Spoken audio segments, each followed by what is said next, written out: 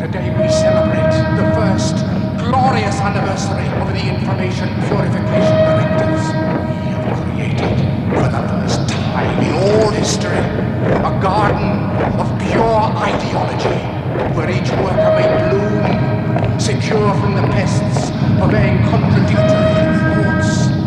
Our unification of thoughts is more powerful a weapon than any fleet or army on earth. We are one people, with one will, one resolve, one cause. Our enemies shall talk themselves to death, and we will bury them with their own confusion. We shall prevail.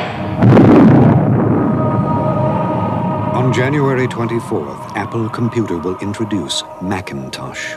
And you'll see why 1984 won't be like 1984.